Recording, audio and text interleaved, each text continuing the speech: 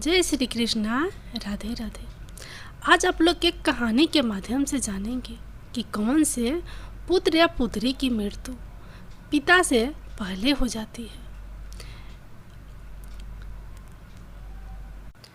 इस प्रकार की घटनाएं अक्सर हमें देखने को और सुनने को मिलती रहती है कि किसी पिता के सामने उसके जवान पुत्र की मृत्यु हो जाती है। किसी पुत्र ने अपने माता पिता को इतना दुख दिया कि इतना दुख शायद कोई शत्रु भी नहीं देता। आखिर ऐसा क्यों होता है? आइए जानते हैं इस कहानी के माध्यम से कि पिता से पहले पुत्र की मृत्यु क्यों हो जाती है। एक समय की बात है, हिमालय पर्वत के शिखर पर पंछियों की एक विशाल सभा लगी हुई थी और उन समस्त पंछियों में आपस में कुछ ज्ञान चर्चा चल रही थी। कुछ पंछी प्रश्न करते थे और उनमें से जो ज्ञानी पंछी थे वे उन सभी के उत्तर देते थे। ज्ञान चर्चा होते होते एक प्रश्न ऐसा खड़ा हो गया जिसे सुन करके सारे पंछी सोच में पड़ गए, और वह प्रश्न यह था कि मृत्यु लोक में कुछ पुत्रों की मृत्यु पिता से पहले क्यों हो जाती है और कुछ पुत्र माता पिता को दारुण दुख क्यों देते हैं। ऐसा क्यों होता है जिस पिता की आंखों के सामने ही उसके जवान पुत्र की मृत्यु हो जाए, उस पिता को कितना दुख होता होगा। होना यह चाहिए कि पहले पिता की मृत्यु हो और पुत्र ही पिता का दाह संस्कार करे, लेकिन कई बार कुछ अभागे पिता को अपने हाथ से अपने पुत्रों का अंतिम संस्कार करना पड़ता है। ऐसी स्थिति में एक पिता जीवित ही मृत्यु के समान कष्ट भोगता है। कई बार कुछ बेटे अपने माँ बाप के साथ शत्रु जैसा व्यवहार करते हैं, उन्हें मारते पीटते हैं, उनकी देख रेख नहीं करते, उन्हें तन्हा छोड़ देते हैं। प्रिय दोस्तों, समस्त पंछियों में यही चर्चा चल रही थी। किसी के समझ में नहीं आ रहा था कि आखिर ऐसा होता क्यों है। विषय बहुत ही महत्वपूर्ण था। तभी पंछी राज गुरूर का उस सभा में आगमन होता है। पंछी राज गुरूर एक बूढ़े गिद्ध का रूप धारण करके आते हैं और एक जगह पर बैठ जाते हैं। सभी पंछियों ने खड़े होकर के उनका अभिवादन किया। गुरूर जी कहने लगे कि हे पंछियों, आखिर आपके बीच में किस बात पर चर्चा चल रही है, किस बात को लेकर आप इतनी उलझन में हैं। तब उनमें से एक पंछी खड़े होकर के कहता है, गिद्ध महाराज, हम यह जानना चाहते हैं कि हमारे बीच में आज का जो संवाद है वह यह है कि पिता से पहले पुत्र की आखिर मृत्यु क्यों हो जाती है। तो पंछी राजगुरूर कहने लगे कि हे पंछियों, सनातन धर्म शास्त्रों के अनुसार आपका यह जीवन पिछले जन्म पर आधारित होता है, और यह भी जरूरी नहीं है कि पूरा जीवन ही पिछले जन्म पर आधारित हो, लेकिन पिछले जन्म का हमारा कुछ हिसाब किताब अगर बाकी रह जाता है तो वह हमें इस जन्म में पूरा करना पड़ता है। पहले हमें यह समझना होगा कि हमारा कर्म ही हमारी गति तय करता है, अर्थात आपके द्वारा किया गया कर्म ही आपके भविष्य को निर्धारित करता है। गुरूर कहते हैं पंछियों, कर्म भविष्य को निर्धारित करता है और कर्म 4 प्रकार के होते हैं। नंबर 1 संचित कर्म, नंबर 2 प्रबंध कर्म, नंबर 3 आगामी कर्म और नंबर 4 वर्तमान कर्म। इन चारों कर्मों का अलग अलग फल होता है। इनमें से जो संचित कर्म होते हैं वह हमारे अगले जन्म में हमारे साथ रहते हैं और उन्हीं कर्मों का फल हमें कभी कभी दुख और सुख के रूप में भोगना पड़ता है। मृत्यु के बाद यह भौतिक शरीर तो नष्ट हो जाता है, लेकिन जो सूक्ष्म शरीर होता है वह जन्म जन्मांतर तक आत्मा के साथ जुड़ा रहता है, और हमारे जितने भी सगे संबंधी होते हैं वे सभी किसी न किसी कारणवश हमारे साथ आते हैं। कभी किसी जन्म में, कभी किसी जन्म में वे सब हमारे कर्म का हिसाब चुकाने के लिए अलग अलग रूपों में आते रहते हैं। बूढ़े गिद्ध की बात सुनकर समस्त पंछी कहने लगे हे पंछीराज, आपकी यह बात हमारी समझ से परे है, थोड़ा और सरल भाषा में हमें समझाइए। तो पंछीराज कहने लगे, हे पंछियों, ध्यान से सुनिए, मैं तुम्हें एक अद्भुत और रहस्यमय कथा सुनाता हूँ। इस कथा के माध्यम से आपको यह जवाब मिल जाएगा कि पुत्र की मृत्यु पिता से पहले क्यों हो जाता है। सभी पंछी चुपचाप बैठ जाते हैं और पंछीराज गरुड़ कथा सुनाना आरंभ करते हैं। गरुड़ कहने लगे कि हे पंछियों, एक गांव में एक किसान रहता था। उसके परिवार में उसकी पत्नी और एक लड़का था। कुछ सालों के बाद किसान की पत्नी की मृत्यु हो जाती है। जिस समय किसान की पत्नी की मृत्यु हुई थी, उस समय लड़के की उम्र मात्र 10 साल की थी। तब किसान ने अपनी दूसरी शादी कर ली। उसके बाद किसान की दूसरी पत्नी से भी एक पुत्र पैदा होता है। संयोगवश किसान की दूसरी पत्नी की भी मृत्यु हो जाती है। तब किसान अपने दोनों बेटों के साथ अकेला रह जाता है। कुछ समय बाद किसान का जो बड़ा बेटा था, जो पहले वाली पत्नी से पैदा हुआ था, जब वह विवाह के योग हो जाता है तो किसान ने बड़ी धूमधाम से अपने बेटे का विवाह कर दिया।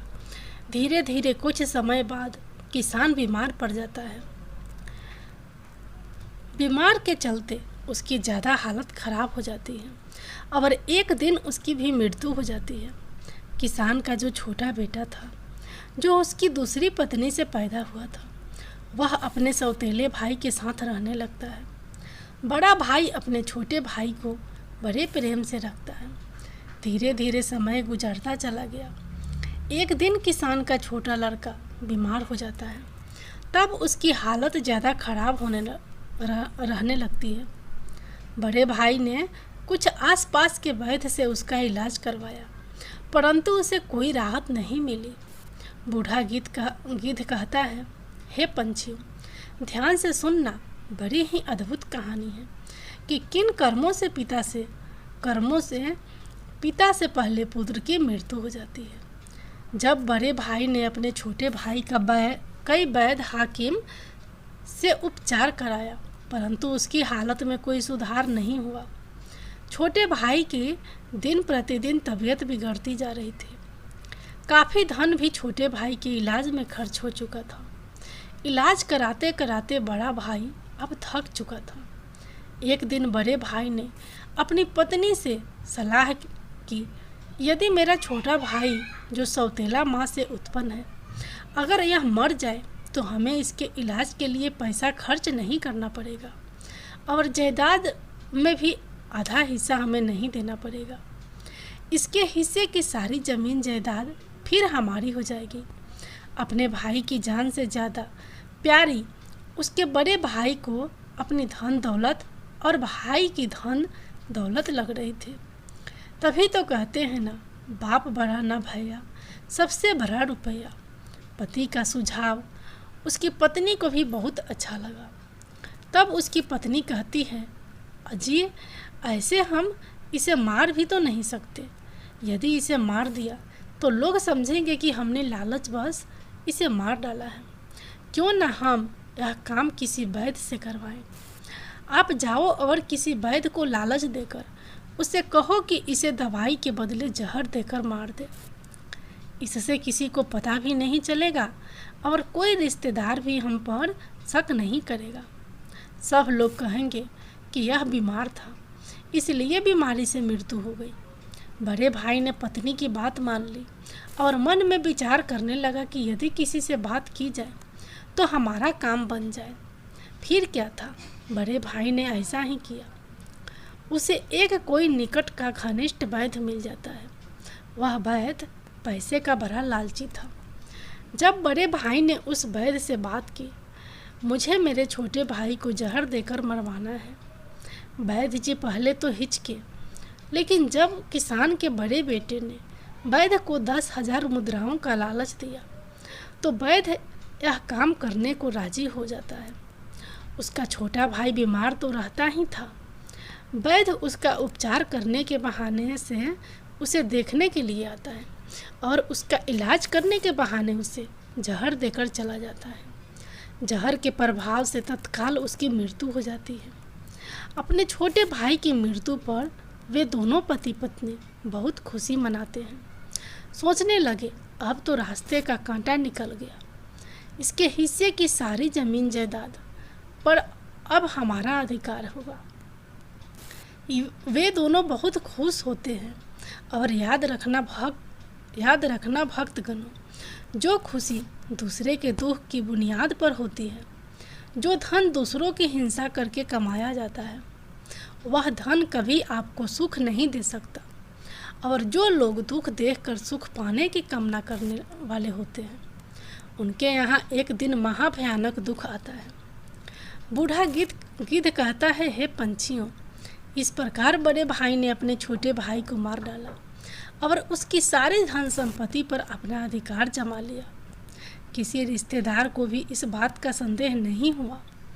रिश्तेदार तो यह सोच रहे थे कि यह कितना अच्छा भाई है, अपने सौतेले भाई का कितना उपचार कराया, कितनी देखभाल की, कितनी सेवा की, पर बेचारा उसे बचा नहीं सका।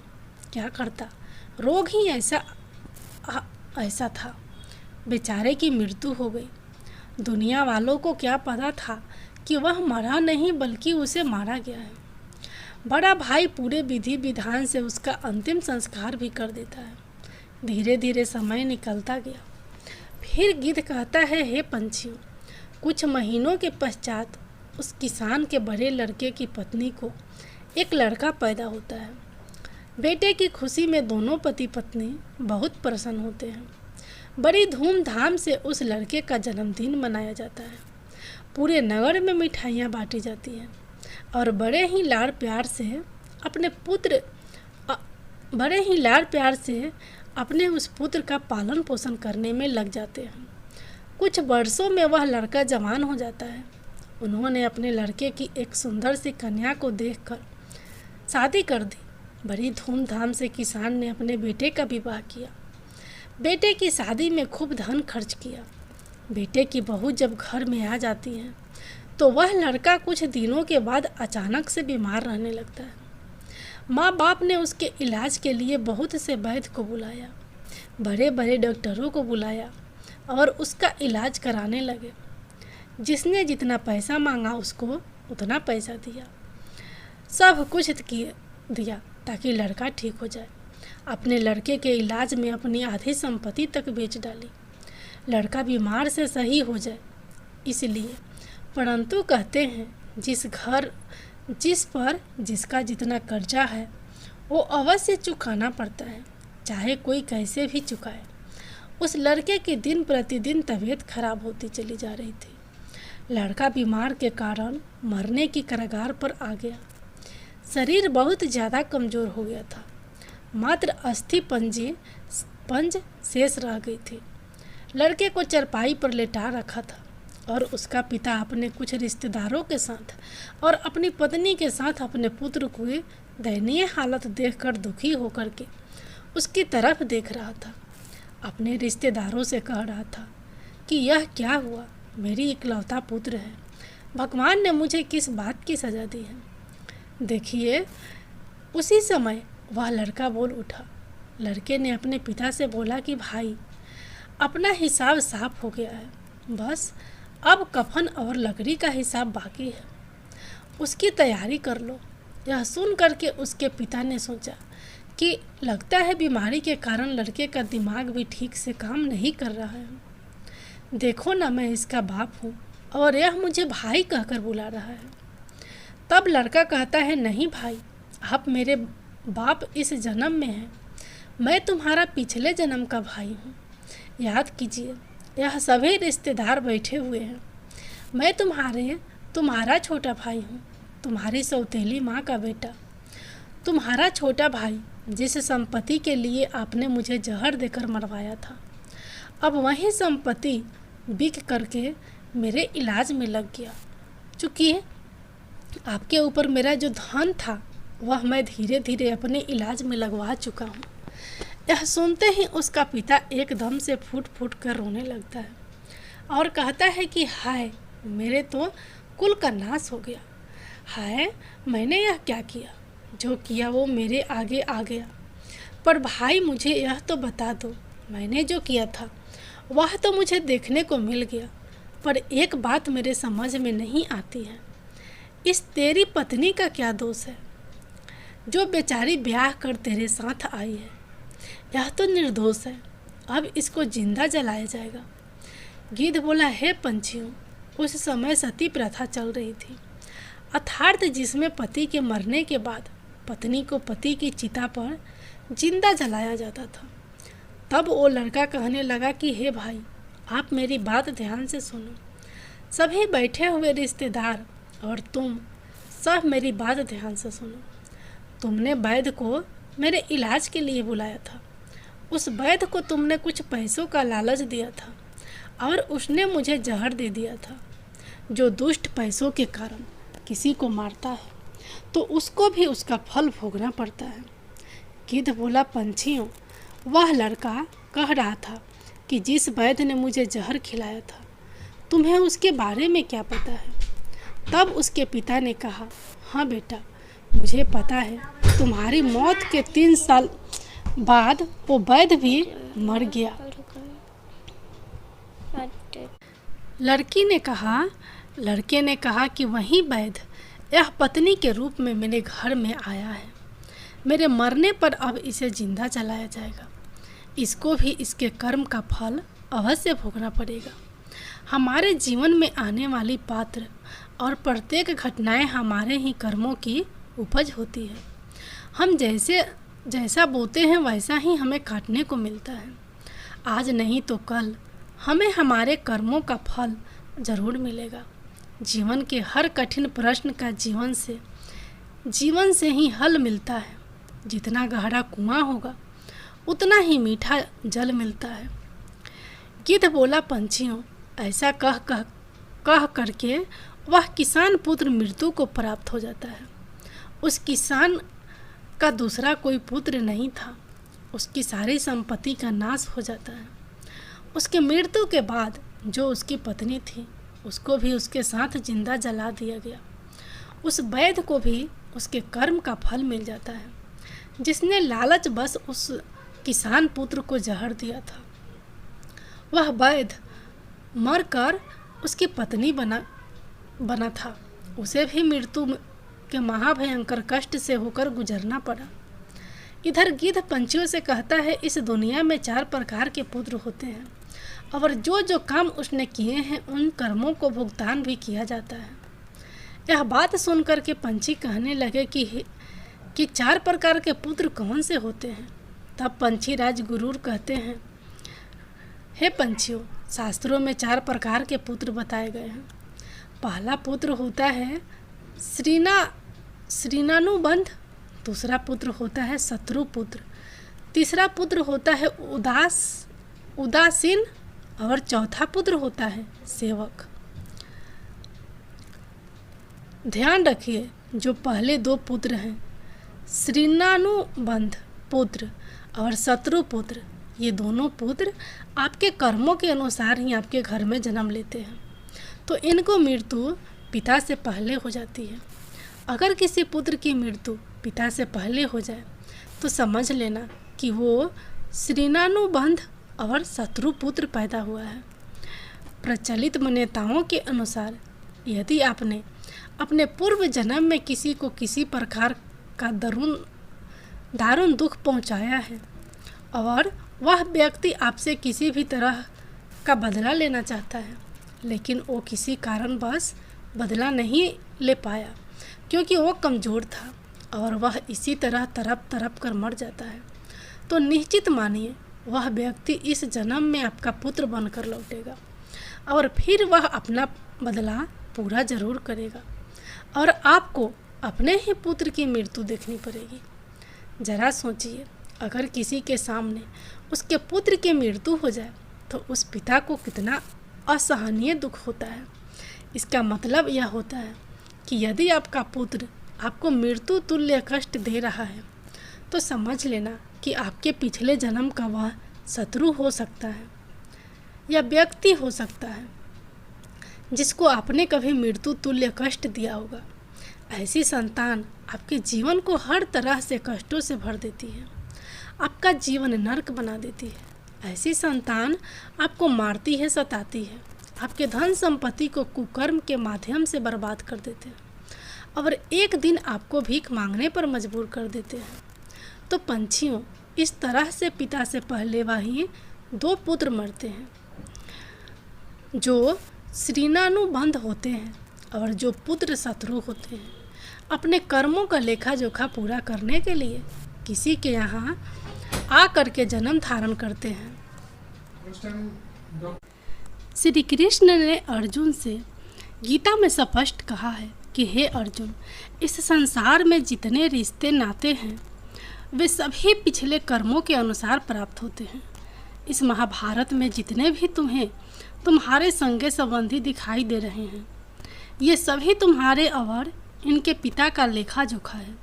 हे अर्जुन, तुम पूर्व जन्म में जब धर्म के पुत्र थे और मैं तुम्हारा बड़ा भाई था, नारायण और तुम मेरे छोटे अर्जुन थे, उस समय तुमने इस दुर्योधन को पराजित किया था। उस समय दुर्योधन ने हार का बदला लेने के लिए यह प्रतिज्ञा रखी थी कि हे अर्जुन, मेरे सामने जब भी तू आएगा तब मैं तुझसे बदला लूँगा। हे अर्जुन, प्राणी को अपने कर्म का फल भोगना पड़ता है। जिसका जिस पर कर्जा होता है वह उसको 100 जन्मों के बाद भी चुकाता है।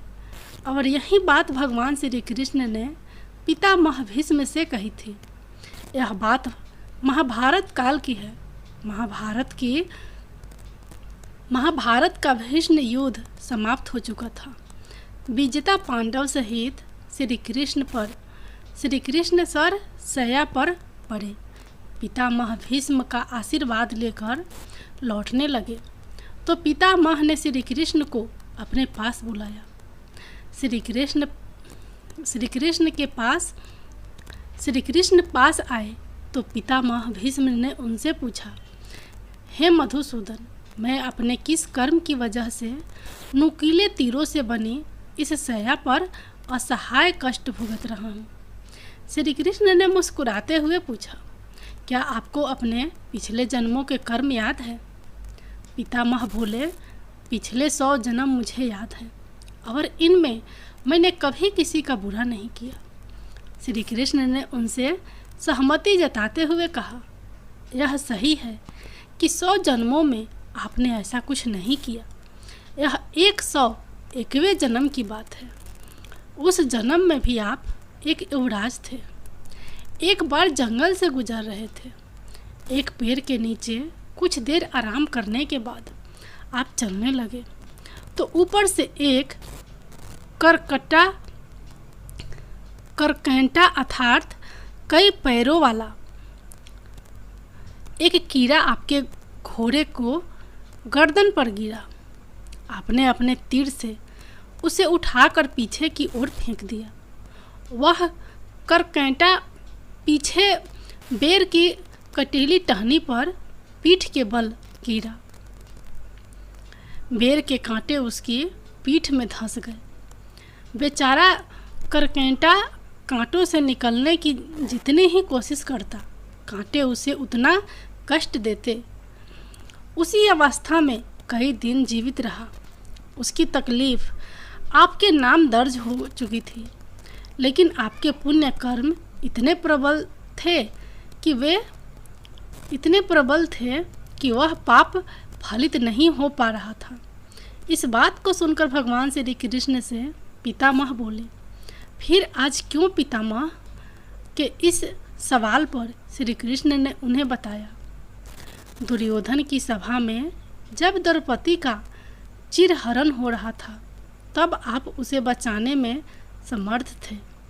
इसके बावजूद भी आपने दुर्योधन को रोकने की कोई कोशिश नहीं की।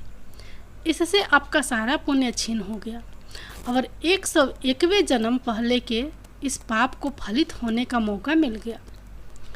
जब हम जन्म लेते हैं या फिर जब हम गर्भ में रहते हैं तब हम उस ईश्वर से यही प्रार्थना करते हैं कि इस पुनः जन्म के बंधन से इस बार हमें मुक्त करें।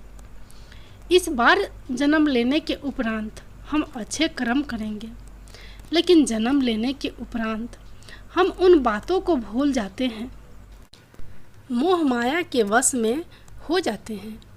कर्म के फल कभी न कभी मिलते ही रहें। इसलिए पृथ्वी पर निवास करने वाले प्रत्येक प्राणी व जीव जंतु को कर्म का फल भोगना ही पड़ता है और कर्मों के अनुसार ही जन्म होता है। कभी किसी प्राणी को नहीं सताना चाहिए, भले ही वह छोटा सा कीड़ा ही क्यों ना हो। इस संसार में 4 तरीके के पुत्र बताए हैं। जो 2 तरह के पुत्र होते हैं, श्रीनानुबंध और शत्रु पुत्र, जिसके हम कर्जदार हैं। किसी का कर्जा हमने खाया है या किसी के पैसे लिए हैं और वो पैसे वापस नहीं दिए, तो वह पैसे हमें चुकाने पड़ेंगे। यदि इसी जन्म में चुका दिए तब तो बहुत अच्छा है, और यदि वह दूसरे जन्म में चले गए तो आपको भी यही दरुण दुख झेलने को मिलेगा। वह पुत्र के रूप में जन्म लेगा या भाई के रूप में जन्म लेगा या आपके प्रिय किसी संगे संबंधी के रूप में जन्म लेगा, या फिर आप गधा बनेंगे या बैल बनेंगे या कुत्ता बनेंगे, और किसी न किसी रूप में आप उन पैसों को चुकाएंगे। आपको कर्ज तो ज़रूर चुकाना पड़ेगा। यही विधान है, यही प्रकृति का नियम है। हर क्रिया की प्रतिक्रिया जरूर होती है। और जो दूसरे तरीके का पुत्र होता है, शत्रु पुत्र, वह भी आपसे बदला नहीं छोड़ेगा।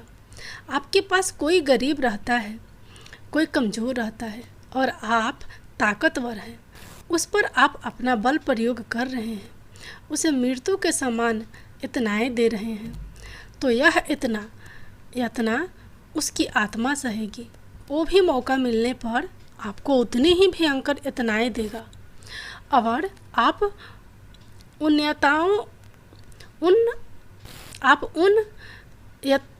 यातनाओं से आहत हो जाएंगे, चाहे वह पुत्र के रूप में दे, पिता के रूप में दे या किसी के रूप में भी। इस प्रकार से पहले वाले 2 पुत्र की मृत्यु पिता से पहले हो जाती है और बाकी के जो 2 पुत्र होते हैं, उदासीन और सेवक, उनकी मृत्यु पिता के बाद होती है। यह वह पुत्र होते हैं जो आपकी बहुत सेवा करते हैं, क्योंकि आपने पिछले जन्म में अच्छे कर्म किए थे। यानी कि पिता पुत्रों की मृत्यु नहीं देखता। तो हमेशा हमें ध्यान रखना चाहिए कि किसी का कुछ भी उधार या उपकार हम ना लें। अगर लें तो फिर उसका वापस कर दें। दूसरी बात, किसी को इतना परेशान भी नहीं करना चाहिए कि वह हमसे कमज़ोर है और हम उसको मृत्यु के समान यातनाएं दे रहे हैं, तो वो भी मौका मिलते ही आपसे अपना हिसाब किताब ज़रूर चुकाने आएगा।